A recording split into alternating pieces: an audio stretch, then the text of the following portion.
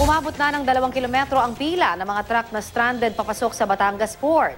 Pagtitiyak ng pamunuan ng pier, unti-unti na ring babalik sa normal ang sitwasyon, lalo na't nagbalik biyahe na kahapon ang mga barko matapos manalasa ng Bagyong Lando. Balitang hatid ni Jay Sabale.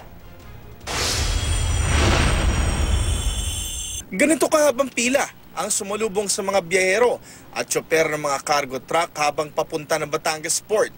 Umabot na ng 2 kilometro ang pila ng mga truck.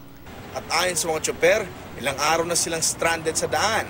Ang iba nga, nakatenga na bago pa manalasa ang Bagyong Lando. Sinuspindi kasi noon ang biyahe ng mga ro-ro vessel. Hindi tuloy maiwasan ng maraming tsoper at pahinante na antukin sa tagal ng pag-aantay. Ang lalaking ito, nagsabit pa ng tulugan sa ilalim ng kanyang truck. Habang ang grupong ito, tuluyan ng iniwan ang kanilang mga kargo para magpahinga sa damuhan. Bukod sa abalang dala ng mahabang pila, problema ng mga truck driver ang kakulangan sa perang pambili na makakain at matinong palikuran. Humingi naman ng pasensya sa mga driver ang pamunuan ng Asian Terminal Incorporated sa aberyang idinulot ng pagkakastranded nila sa pier.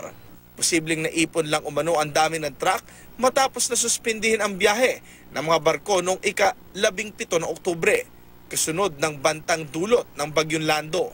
Hindi rin daw nila agad pinabiyahe ang mga roro kahit tuluyan ng nakaalis ang bagyo dahil sa malalaking alon sa dagat. Nasira naman isang platform ng Calapan Pier kaya nakansela ang ilang biyahe ng roro. Pero pagtitiyak ng pamunuan ng pier, unti-unti ring babalik sa normal ang sitwasyon. 19, hindi pa normal ang biyahe kasi masyadong matataas ang alon, walang maka-atrakang maliliit na barko, although yung malalaking barko lang ang nakaka-atraka. Basta pagdating sa main gate, kami yung nag-in charge doon sa, basta we make sure na puno ang marshalling area, pagkakasakay ng mga sasakyan sa barko, tuloy-tuloy ang pasok. Jay Sabale, GMA News.